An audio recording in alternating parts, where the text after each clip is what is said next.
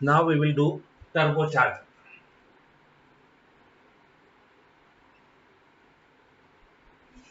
Now, what is the purpose of turbocharger? It is to increase the ship's power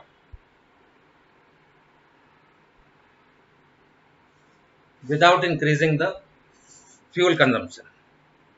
So, how this is done? Ship's cylinder, piston. Now, there's a fire created here. If we make the fire big, then the explosion will be bigger. More pressure will be created here, and piston will go down faster. Piston going down faster means RPM of the crankshaft will be faster, and this is connected to the propeller, so propeller will turn faster. So how to make the fire bigger? In the fire triangle, we have heat, air, and fuel. To make the fire big, we have to make at least one of these three components bigger. Heat we cannot make big because it is being compressed and certain heat is already generated. Fuel we can increase, but that is costly. Fuel is costly.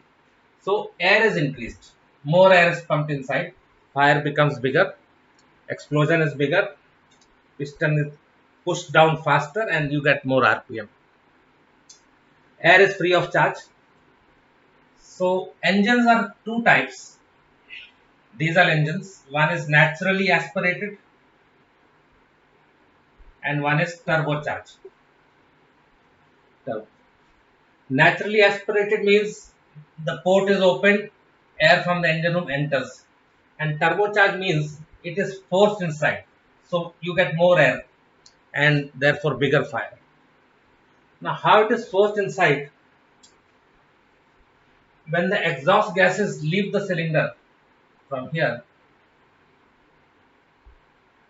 it goes up, and as it goes up, it drives on one impeller. It's like a fan with a shaft. This starts revolving at high RPM, approximately 10,000.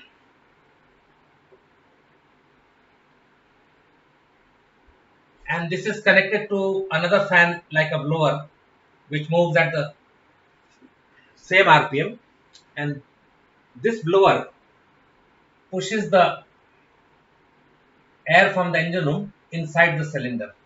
Whenever the piston goes up and air is required, it forces the air inside. So this is the purpose. This is known as turbocharge. Now we'll do another component of the ship's engine room, which is generator. Ship's generator is also known as auxiliary engine. Working principle is exactly the same as main engine. It's a diesel engine. Only it has got two small differences compared to the main engine. One is it is smaller in size, smaller in horsepower, and second, it doesn't rotate the propeller, but the rotary motion is converted into electric energy. So that they have a stator and a rotor, and one form of an energy can be converted into another. So this is mechanical energy, rotation like a fan, converted to electrical energy. So most of the generators have also got turbocharged to increase its RPM and power. The third equipment we can do now is purifier. Function of purifier is to purify the lubricating oil which is used in main engine and the fuel oil which is used in the generators and main engine. The basic principle it uses is centrifugal force.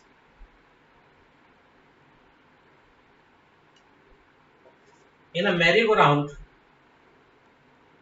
which is going at a small RPM, and you have a piece of stone here, nothing happens to the stone. But as the RPM is increased, what happens to this stone? it gets pushed to the outer edge.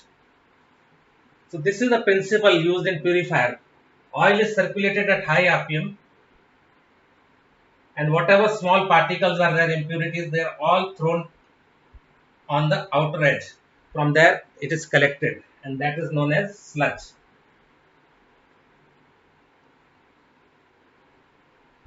Sludge. We can do one more equipment known as fresh water generator.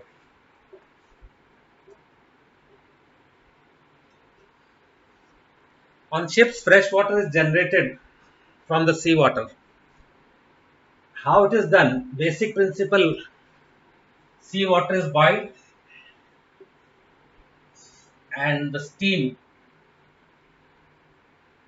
is condensed, and that is fresh water. Now, to do this, we have to heat the salt water at 100 degrees centigrade. And for that, we need to start the boiler. We also need diesel oil fuel, which is expensive. So we use another method in order to save the diesel oil.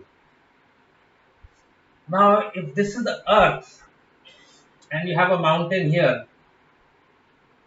as we go up in the mountain, our boiling point of fresh water at the sea level is 100, but as we go up, the boiling point reduces. It becomes 99.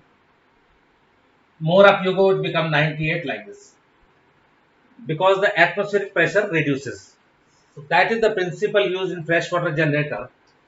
If atmospheric pressure is reduced, then boiling point is also reduced. This is the principle. That's why food takes long time to cook in the mountains, because the temperature at which water boils is less, and so less heat is generated. So here what is done, in this compartment where salt water is boiled, a partial vacuum is created, so that water boils, instead of 100 degrees, it starts boiling at 80 degrees. And this salt water at 80 degrees is taken from the ship's main engine.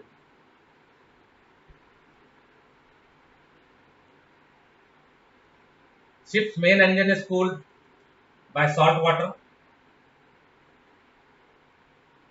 Salt water cools the engine and then goes out. Now, instead of going out, part of it is sent to the freshwater generator here, and it's got a vacuum already, and this water which is coming out is already at 80 degrees. So as soon as this water is introduced in this partial vacuum area, it starts boiling, steam is collected and condensed, and we get fresh water.